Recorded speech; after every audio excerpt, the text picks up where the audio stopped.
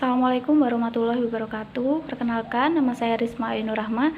Saya berasal dari program studi pendidikan biologi Universitas Nusantara PGRI Kediri. Di sini saya akan mencoba memaparkan hasil penelitian saya, yang dimana dalam penelitian ini saya dibimbing oleh dua dosen, yaitu yang pertama Dr. Mumun Nur Milawati dan yang kedua Dr. Poppy Rahmatika Primandiri. Nah, judul artikel saya di sini yaitu Profil Keterampilan Pemecahan Masalah berdasarkan Nitko dan Brockhart, Perstadidik Sekolah Menengah Atas pada materi ekosistem. Nah, untuk yang pertama, saya akan menjelaskan mengenai latar belakang saya mengambil penelitian ini. Saya di sini mengambil 3 poin penting. Yang pertama, keterampilan pemecahan masalah ini menjadi salah satu keterampilan yang harus diberdayakan dalam pembelajaran abad 21 dan juga menjadi salah satu standar utama dalam pembelajaran biologi. Sehingga di sini dipandang perlu untuk mengetahui bagaimana keterampilan pemecahan masalah perstadidik.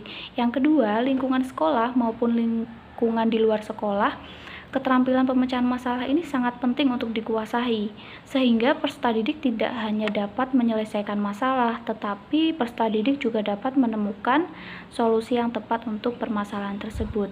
Nah, yang poin ketiga, hasil keterampilan pemecahan masalah perstadidik ini perlu diukur untuk mengetahui bagaimana hasil pemberian inovasi-inovasi metode pembelajaran yang telah dilakukan oleh guru, serta untuk mengetahui bagaimana kesiapan perstadidik dalam menghadapi tantangan abad 21. Nah, berdasarkan latar belakang yang telah saya uraikan, maka saya membuat rumusan masalah, yaitu bagaimana profil keterampilan pemecahan masalah menurut Nitko dan Brockhart, Perstadidik Sekolah Menengah Atas pada materi ekosistem. Nah, di sini tujuan penelitiannya yaitu untuk mendeskripsikan profil keterampilan pemecahan masalah berdasarkan Nitko dan Brockhart, peserta didik sekolah menengah atas pada materi ekosistem. Nah, untuk metode penelitian yang saya gunakan yaitu saya menggunakan metode deskriptif. Nah, sampel yang saya gunakan ini sebanyak 30 peserta didik sekolah menengah atas negeri 1 Kota Kediri kelas 10 yang telah mempelajari materi ekosistem. Pemilihan subjek penelitian ini saya lakukan dengan menggunakan purposive sampling. Pengumpulan datanya dilakukan dengan menggunakan angket kuesioner keterampilan pemecahan masalah.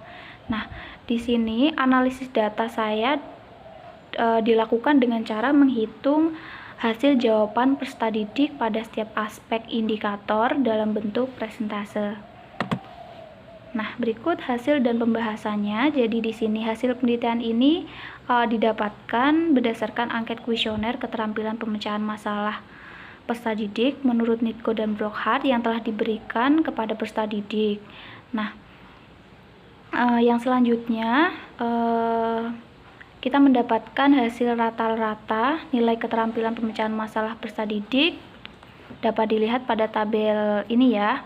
Jadi untuk yang pertama, untuk bagian mengidentifikasi di sini mendapat nilai 80% dan untuk menentukan tujuan mendapatkan nilai 80%, mengeksplorasi strategi mendapatkan nilai 45% dan melaksanakan strategi mendapatkan nilai 34%, sehingga diperoleh rata-rata sebesar 60,25%. Nah, ini untuk grafiknya, di mana untuk indikator yang pertama, untuk mengidentifikasi masalah, 80% siswa menjawab ya dan 20% siswa menjawab tidak. Dan untuk yang indikator menentukan tujuan, 82% siswa menjawab ya dan 18% siswa menjawab tidak. Dan untuk indikator mengeksplorasi strategi, 45% siswa menjawab ya dan 55% siswa menjawab tidak. Dan untuk indikator melaksanakan rencana, 34% siswa menjawab ya dan 66% siswa menjawab tidak. Nah, berikut penjelasannya. Pada indikator pertama, yaitu mengidentifikasi masalah, dalam aspek ini peserta didik sudah dapat melakukan identifikasi masalah dari artikel atau wacana yang telah disajikan oleh guru dengan baik.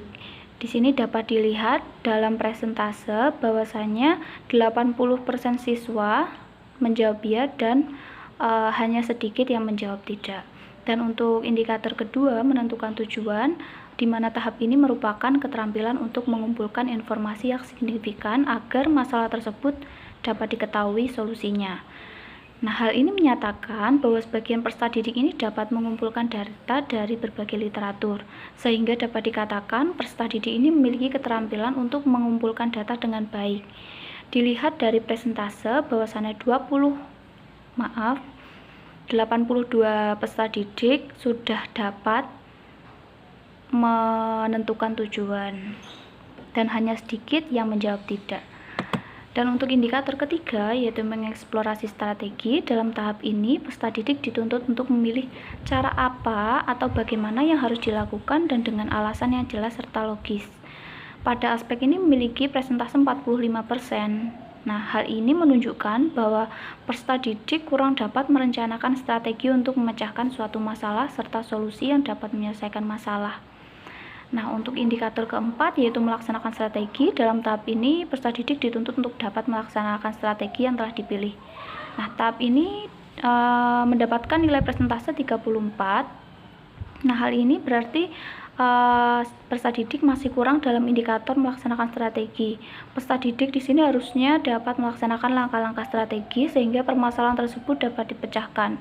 Peserta didik ini harus mampu memeriksa setiap langkah penyelesaian dan mampu membuktikan bahwa itu benar.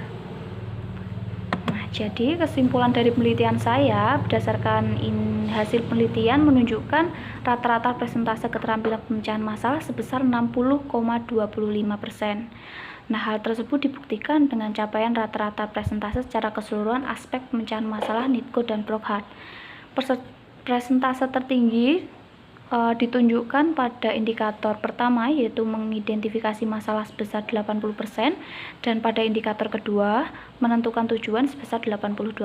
Sedangkan untuk presentase terendah di sini ditunjukkan pada aspek mengeksplorasi strategi sebesar 34%. Jadi dapat disimpulkan bahwa profil keterampilan pemecahan masalah peserta didik SMA Negeri 1 Kota Kediri ini dikategorikan cukup dengan nilai rata-rata 60,25%. Terima kasih. Sekian pemaparan materi dari saya. Kurang lebihnya saya mohon maaf. Wassalamualaikum warahmatullahi wabarakatuh.